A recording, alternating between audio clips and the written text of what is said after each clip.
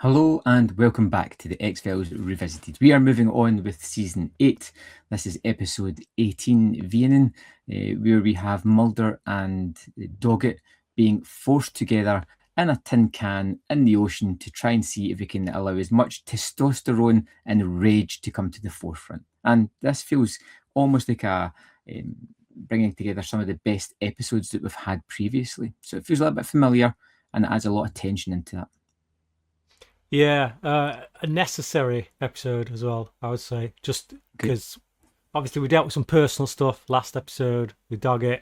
Mulder couldn't really be his full-on self at that point because if he did, it'd come off as really douchey.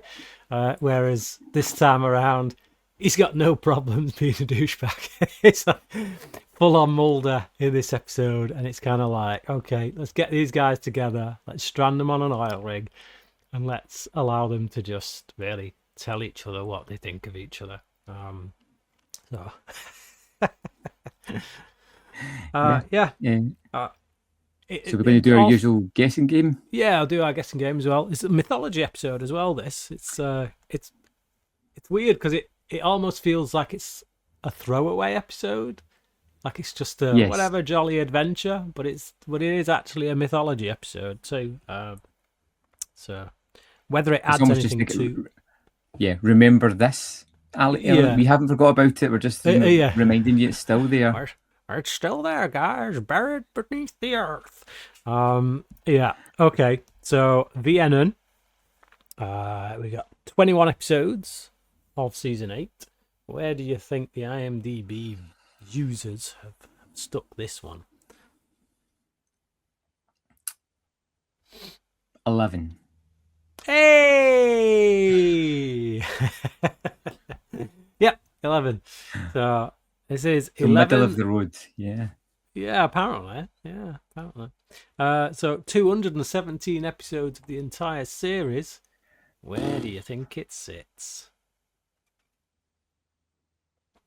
109. Oh, 108. Oh, you nearly had a double. So close. But yeah, so at this point we've pretty much established that anything around the middle mark is still really great X-Files stuff. There's only so many that can fit in that top 100. So, but yeah, I am curious to see what you think of this one. Let's get into it. So we open up on an oil rig, which is pretty much where most of this episode is going to take place, off the Gulf of Mexico. And two guys give knowing looks to one another, both Mexicans. One goes off on his own and finds a guy working on a radio system and kills him. I've put... couldn't read my own notes. TV dies, and there's a big guy, really big guy, who seems to be like some kind of manager on the thing. He starts hitting the TV and stuff, but it's not coming back on. So he goes down to look for the communications officer that's just been killed.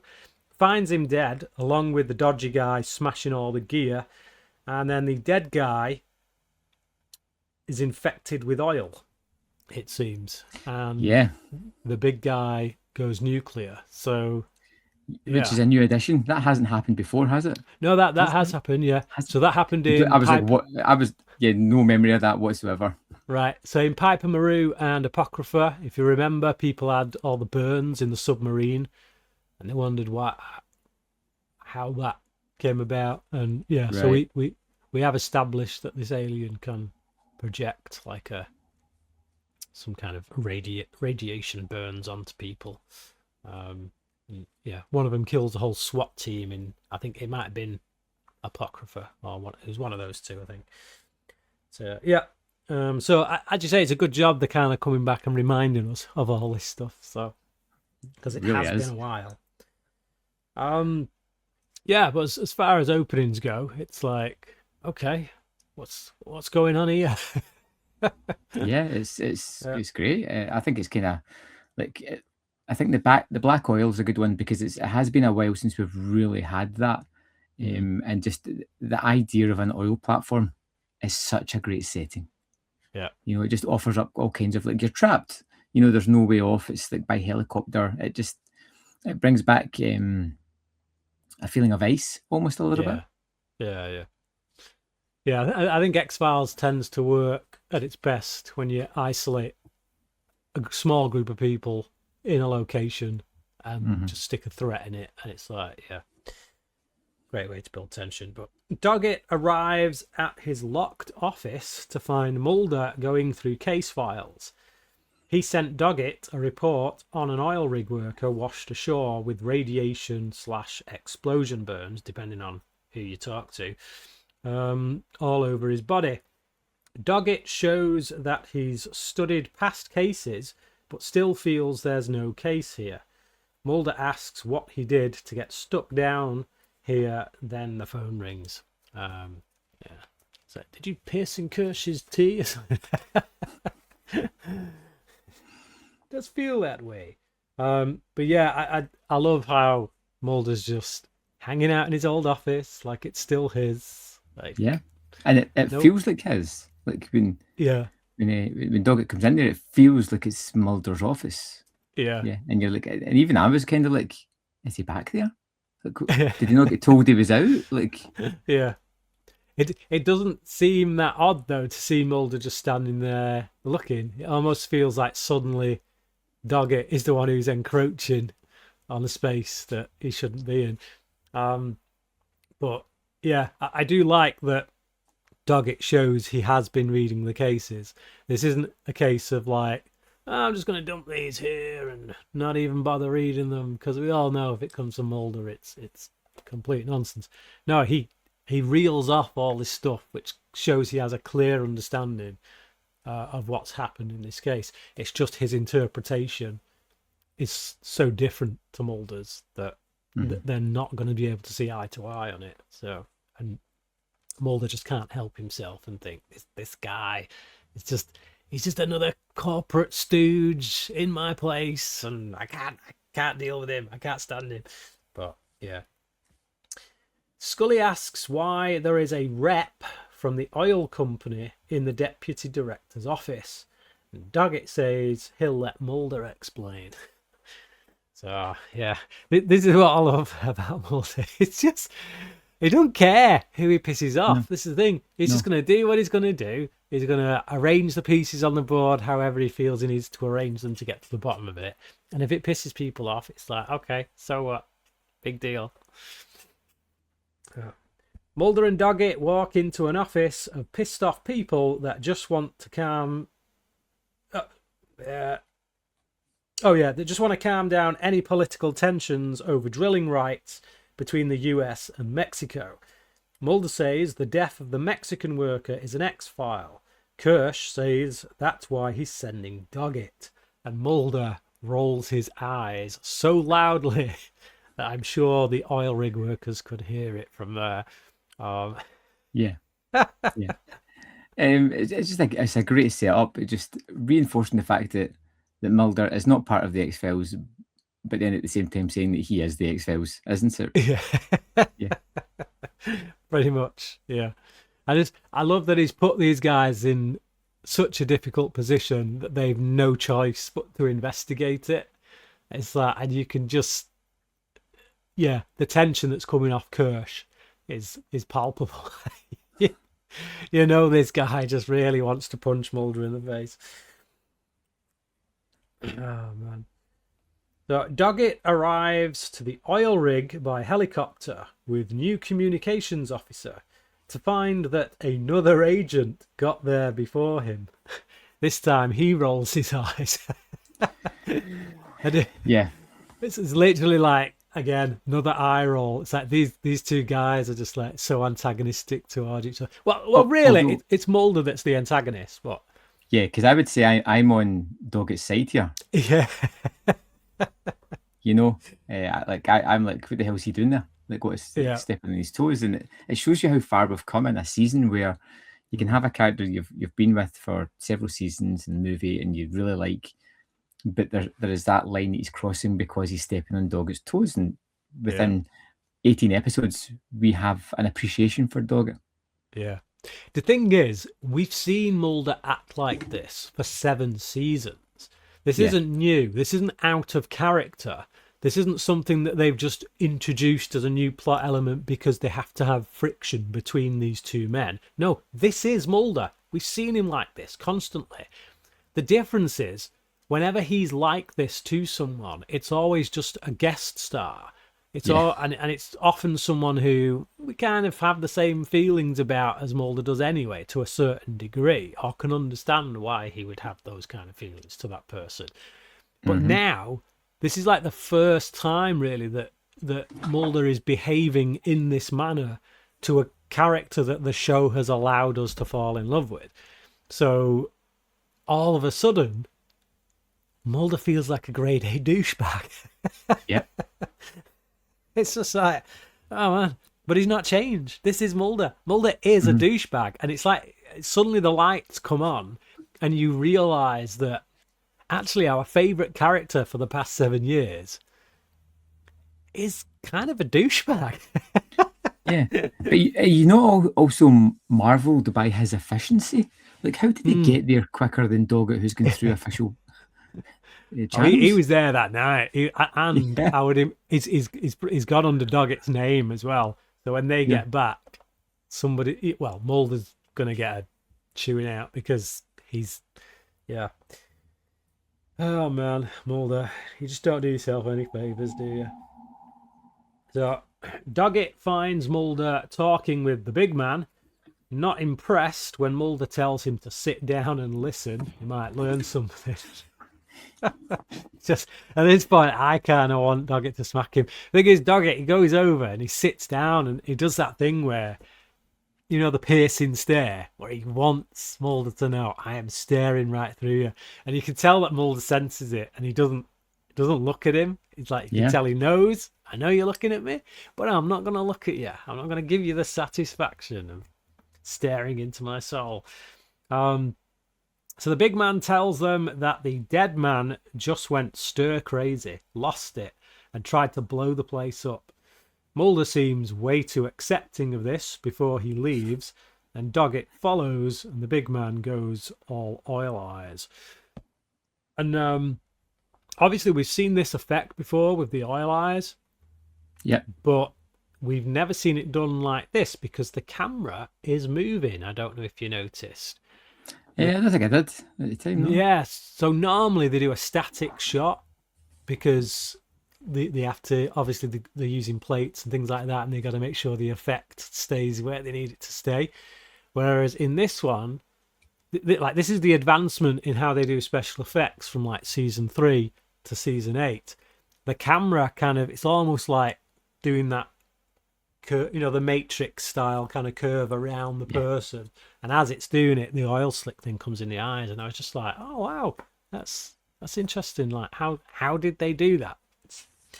So Doggett and Mulder have words outside. They both know that the big man is lying, but about what?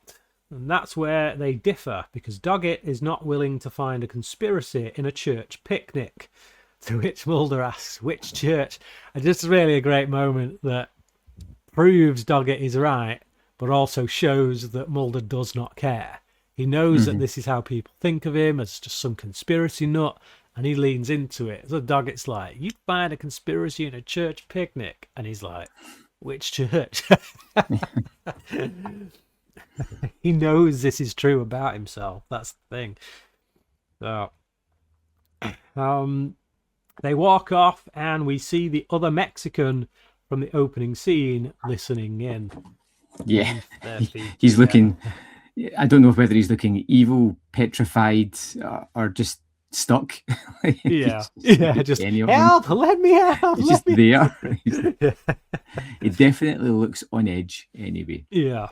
He's highly strung. So Scully brings Skinner in on her autopsy of the Mexican. Dead black oil is leaking from his head, which kind of freaks Skinner out at first until Scully informs him that it is in fact dead. But what killed it, and why are none of the other men on the rig dead. So, Yeah. Big Man goes in to see the new communications officer, who thinks he can hear a signal being broadcast into their system. Says he has no choice but to power down and restart. So Big Man knocks him to the floor and pours out black oil from his face onto the other man's face. It's so gross. It's gnarly. Yeah. And it's not like a unique scene that you've never seen before. We've seen it other times, and every time it's just disgusting. Yeah. I just hate the fact that some kind of liquid is coming out of another person's body and just working its way into another person's body, and I'm just like, ah. Do you know one of the worst versions of that I've seen, and I say worst as in the best way it's been done, was Sam Raimi's Drag Me to Hell. Oh, and the old woman is wrestling with her, and it's just No. Yeah, there was a collective kind of convulsing in the cinema when I watched that. It was just like, no, that's so, disgusting. It's in her mouth. Yeah. Oh, it's so disgusting. My favourite Sam Raimi film, actually, but Scully comes through the radio. Communications officer answers, and she wants to speak to Doggett. But Mulder arrives. She tells him what she's found and says he needs to get off the rig. Then Doggett shows up and Mulder walks away. Doggett goes after him, demanding to know what Scully told him. Mulder doesn't think he'd even know what to do with the information if he had it. It's just, it's just this complete lack of trust in Doggett. And I don't know if it's entirely just distrust or like a jealousy, because Scully has been working with this guy for a year. It's like they clearly have a relationship. Scully's already told him in a couple of episodes ago that he's worth the effort, and it's just like that's got to like be bugging Mulder a bit. It's like, I was away, I was being tortured on some UFO somewhere, and this guy is kind of working his way into your affections, and that pisses me off. But it is sometimes like two jealous boyfriends. Yeah.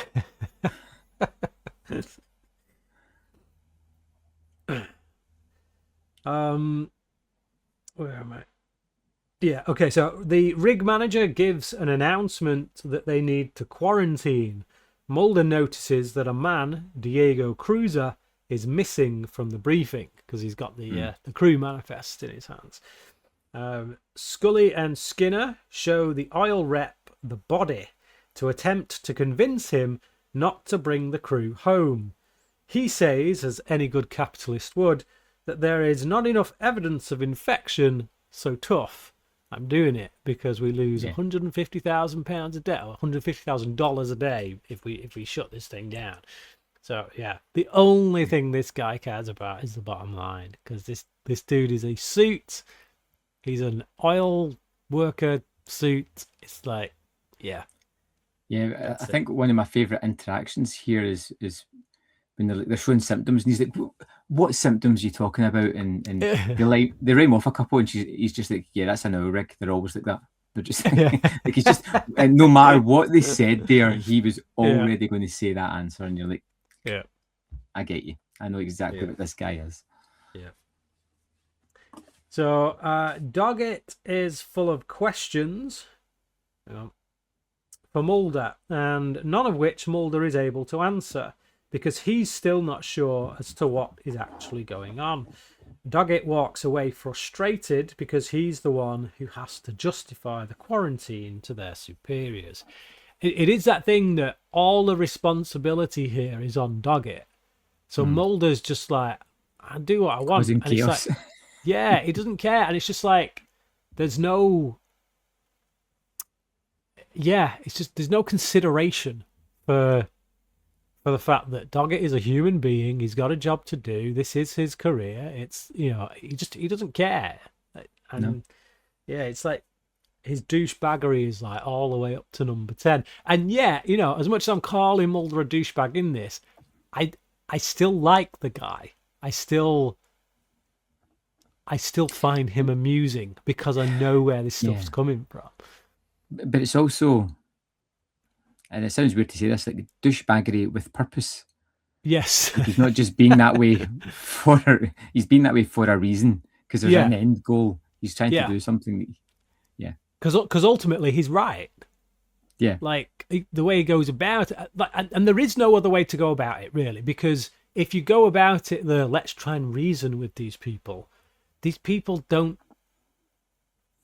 won't reason over this, because as far as they're concerned, this is a matter of faith on Mulder's part. This isn't hard science. This is just Mulder's faith, and we can't operate on just your faith. But obviously, because Mulder knows it's right, it's like he can't just rest on, oh well, I wasn't able to convince them, so that's it. I guess it's over. So yeah, you're right. It's douchebaggery with a purpose. Mulder follows Doggett and starts trying to explain his position a bit more reasonably. He tells him how he's seen black oil literally take over people's bodies, jumping from man to man. But Doggett is like, dude, 90% of the planet depends on this stuff. Then Mulder has a bit of a brainwave and theorizes that the oil rig has been drilling where the infected oil is buried. So everyone on the rig might be infected. Everyone, that is, but Diego Cruiser, which is why he is hiding. Then an alarm sounds. So, yeah, just the idea that like they're drilling because the alien oil is deep beneath the ocean, and it's like they've been waiting thousands of years for someone to come along and get them out, and it's like, whew, okay. yeah, it's kind of horrifying. Yeah, they're very good at playing the waiting game, I'll say that much. So there's a fire in the radio room. Doggett goes for a fire extinguisher but gets knocked out by Diego. So obviously another attack on the communications bay. So clearly these guys, that's their aim, is to try and stop communications. Kirsch comes to Scully, pissed off, because let's face it, that's the only mode he knows. Yeah. He's kind of, he's just always on that setting. If he had a dial on the back of him, it would literally just be stuck on pissed off. He tells her to get the body on its way home and get the quarantine on the rig lifted ASAP. Skinner tells him he's the one who ordered it.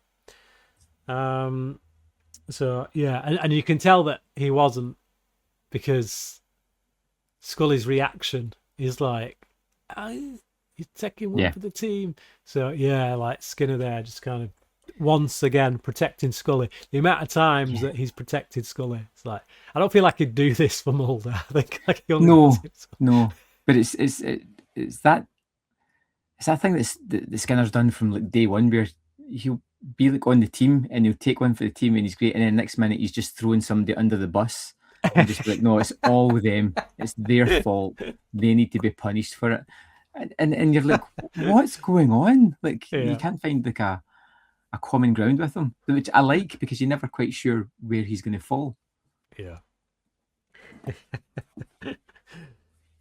The fire has been quelled on the rig, and Mulder asks the manager why the radio room seems to inspire violence. Finds evidence of a Molotov cocktail. Radios Doggett, who doesn't pick up. So I'm surprised at this point that Mulder's just like, Doggett, you lazy son of a bitch. Doggett starts to come to as he hears the radio, and he reaches for it but gets stabbed in the arm by Diego, who is surprised to see Doggett bleed red blood. Doggett tries to get some answers, to which one of them is a good Vienen. little, it's a good little interaction where he stabs him and he's like, "You have red blood," and Doggett's just like, "Yeah, what do you expect, dude?" As he bleeds out, artery popping. So yeah, one of those questions, like it just promotes the response of Vienen, which is Mexican for "they're coming," and the ships, the flying saucers, basically. Yeah, which also leads to the sort of like this guy doesn't speak, it seems, any English. And it's just, how did he go about doing his work? Like, who communicated with him? Like who thought this was a viable idea to have someone there who doesn't speak a common language? Well, I'm saying nothing. Well, the other Mexican guy who got killed, I'm just going to assume he was a better English speaker and was kind of the go-between until he got offed. But Doggett starts to come to... Oh no, read that one. Scully says to Skinner that the dead Mexican's blood is like a virus fighting machine. So basically, this is... So when I said earlier that this is actually a mythology episode, and it feels like a throwaway mythology episode. It feels almost like it's really here just to have the banter between Doggett and Mulder, but actually, it does introduce an element that is a pretty huge element, which is that. I mean, it's not really Mexicans. It's going back to that Native American connection, isn't it? Which we've had since Anasazi, which keeps kind of rearing its head, which is that basically this guy's bloodline is more of, I can't remember the name of the tribe that she called it, but it's like a Native American tribe more so than it is Mexican, and because of that bloodline, there's just something about that bloodline that has a natural immunity to the alien virus, which is a really cool kind of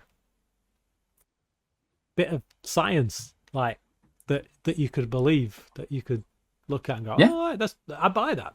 That makes sense." Genetics, genetic line, and all that kind of stuff. It does swing dangerously close to like some kind of master race theory. Which obviously you've got to do very careful to avoid, but it's still it's believable. It genetics sense. I can get by with. I can understand that. Like various people adapt throughout time to their environments, and you could understand that being like an adaptation. So basically, he had a phenomenal immune system, so phenomenal that it kicks an alien's ass. This might be because he was... I wrote it down. Huaycha Indian, a race that is indigenous, and has undiluted gene pool. She says the man was killed by being irradiated, probably because of what he knew. And Mulder and Doggett are therefore safe as long as they are in the dark, which they no longer are. Doggett gives his word to Diego that he will get him back home if he lets him go. A word that he cannot fulfill. Nope. So sad times. Doggett is making his way around the rig when he is stopped by the big man, who asks for Garza's whereabouts. When Doggett doesn't tell him, he is attacked. Quite foolishly, I would say, because he turns his back to him. I'm like, dude, why would you, I mean, I think a bit of territorial piss in there, but I'm going to turn my back to you to prove that I'm just not scared. But then I feel Doggett's more like that. I could understand Mulder doing that, but Doggett feels more pragmatic in these situations. He's always aware. He's always watching everything. He's always handy with the gun. I just feel like he's more careful than this. Yeah. So, so he's attacked and he sees the oil in the big man's eyes before Mulder clubs him over the head with a metal bar. So it I always think with this, because we've seen that this alien, it only inhabits the body, and eventually it does come out. You know, we've seen people who've had it and it comes out, and so when it's almost like Mulder's trying to kill this guy because he rains a few down on him. It's like, oh, okay, so you're giving up all hope that the alien might ever come out of this dude. Screw that guy. Yeah. So yeah, they run to the radio room, and Doggett tries to radio anyone who'll listen, while Mulder stands at the door as men try to break it down on the other side. Doggett gets through to Scully while the door is being bashed in. He tells her what's going on, but then Mulder smashes the radio, says that what the Mexicans were doing in an attempt that's what the Mexicans were doing in an attempt to stop the aliens communicating with each other. Then they realise no one is bashing at the door anymore, so they step outside and find everyone gone. Which feels like a bit of a convenience. It is, but it's convenient, I suppose. But previous to that, I do love when you get that that moment where you kind of realise that everybody is fully infected and they're almost like a hive mind, where they're all just like focused. There is something for me that's always deeply unsettling in those moments when you just see you're the one against everybody, like the invasion of the body snatchers, that kind of idea where suddenly everybody is not their own. So I find that incredibly effective. But I can see the theory behind breaking the radio and stopping the transmission and interrupting whatever's going on with these people. Yeah. I just feel like at this point, though, they know that they know. So I feel like they'd carry on and just do them over just to make sure. But it's fine, whatever. It's probably my big gripe with this episode. If I have a gripe about anything, that's the one gripe. It feels a bit too convenient just to let them get out when they're going to come back after them anyway. It's like, because when the helicopter rocks up, it's like they go after him again, and it's just like, yeah, okay. Although saying that, I've just remembered. Actually, I can put my gripe aside because I've just remembered they've left because they're actually going to destroy the place. So it doesn't matter.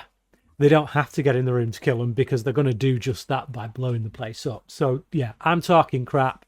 Forget what I said. It's fine. There is no plot contrivance. It's a bit pointless breaking in to kill them only to then blow the place up, which they need to do anyway because they've got to destroy the evidence. Yeah. Right. Doggett is making his way. I know I've read that. So they run for the helicopter that Scully told them is on its way, but Doggett stops to get Diego, which again is like it's a nice character moment. It tells us that Doggett, he will risk his life for another man, and he will stick to his promise. He made a promise to this guy. But he finds him dead, which is actually quite sad. It's unnecessary, really. Yeah, it is. It was unnecessary. I suppose if this guy remains alive and they get him off, then they've got someone who can testify to what went on, other than Mulder. Mulder's easy to discredit because it's Mulder. He'll say anything, Whereas if they have this guy who worked on the rig, who's a witness, it's just cleaner in it, I suppose, if you kill him. But it is just sad, primarily because Doggett promised him that he would get him off, and the fact that he can no longer fulfill that promise it's always that's a shame. So Mulder realizes why the men let them go. They're going to blow the rig. So oil begins to burst from pipes. So they get running, the helicopter arrives, and they jump into the sea just as the oil rig blows like Nakatomi Plaza. Yeah, it's a great explosion, and you can see our two heroes doing our, Butch and Sundance jump. Yeah, absolutely, yeah, big time.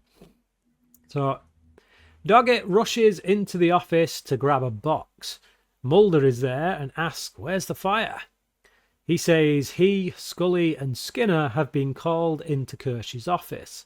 It's all hitting the fan over the oil drilling rights being taken from Galpac's oil.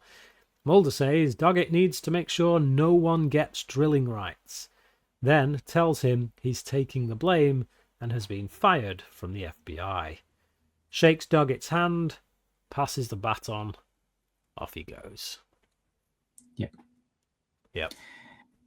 And like, it's one of those endings where I just, it feels inevitable. Like, it feels like Mulder should have been sacked a long time ago. Like, it really does.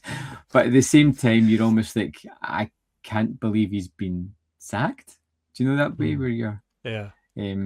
But I'm pretty sure he's going to come back in some way, shape, or form. You know. Yeah. And because he's been sacked off screen as well. Yes. It's like we hear it as secondhand information kind of thing, rather than like, it's just. But it's also the way it's framed, like the way he shows his self-sacrifice, passes it over, and almost walks into the sunset. Do you know, it's really giving him like this big hero arc all the way kind of through it, which considering how much of a douchebag he is like at odds with himself. It does feel like it's Mulder painting himself as this hero, though. It's yes. Like, in his mind, he is the hero of this story. Yeah. He's literally walking into the sunset, but really he's just leaving a basement office. Every douchebag is the hero of his own story. Yeah. And I can't remember if he's wearing it, but I almost picture him with a leather jacket on for some reason. Does he have a leather jacket on? I don't know. He's not in this now. He's got his suit, but like that season 3 leather jacket that he always used to wear.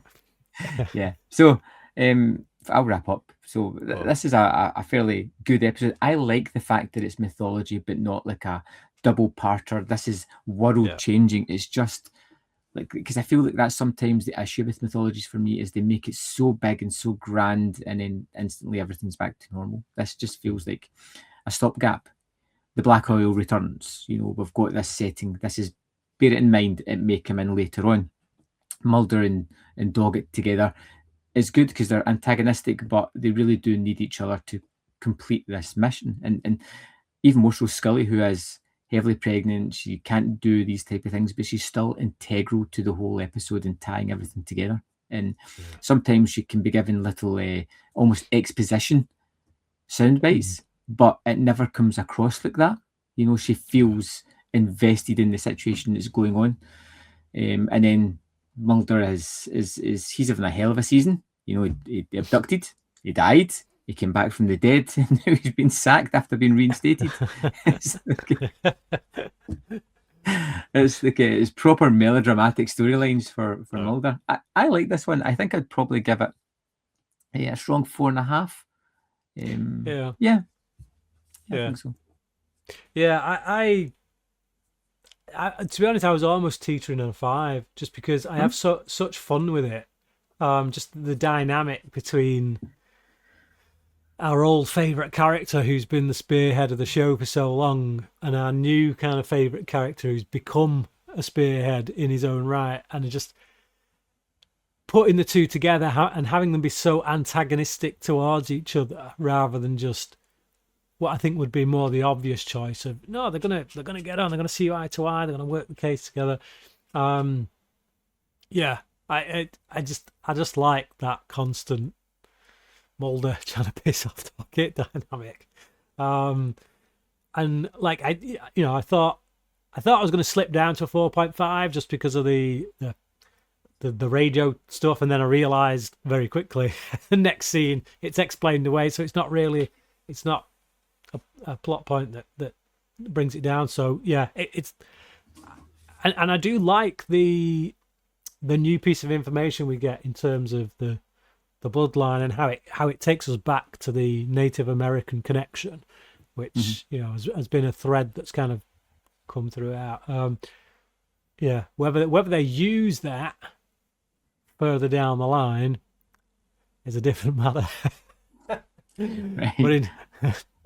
But in terms of like introducing an element, like my assumption would be they now have an inroad into like discovering a true vaccine, because we know the natural immunity of this particular people group. That's where you go for your vaccine. That's where they're the people you're going to work on and look at to figure out a vaccine. So yeah, we'll see whether that happens or not. But at this point, I'm like, I love this episode. I think it's good. It's got a lot of action. It's I'm gonna go with 4.5. I'm gonna go with 4.5. Okay. Yeah. So yeah. Okay, so tell me a little bit about the next episode, Alone. So this is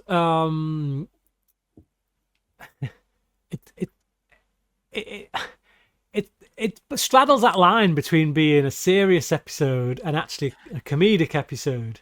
It's a monster of the week. It's got a cool kind of lizard monster thing in it. But I think the humor just comes out of, again, interactions with people. Like, the characters aren't being anything other than who they are, so it's not like an out and out comedy episode. But I think just, again, having that dynamic of Mulder and Doggett working a case, obviously Mulder from outside of the FBI, Doggett from within, and just the way that the two of them have different perspectives.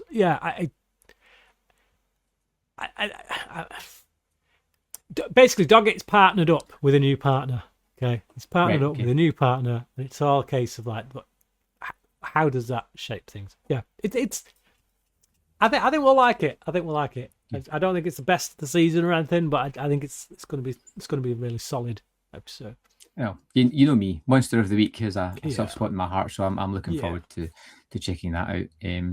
So that was episode 18, Vienen. Which otherwise, do you know what, I'm just going to call it Mulder and Doggett's oil rig couples retreat. Adventure. I think that's couples retreat, because that's more really what it was. Them figuring out the differences before figuring out a way to work together before never working together. Which it gives you opportunities of what was going to come. As always, we would appreciate your feedback, your comments. If you're watching this on YouTube, drop a comment below. If you're on whatever podcast service you listen to us, rate us, drop a little comment. We love seeing that interaction, sharing our passion with the X-Files. And we'll see you next week for episode 19, Alone.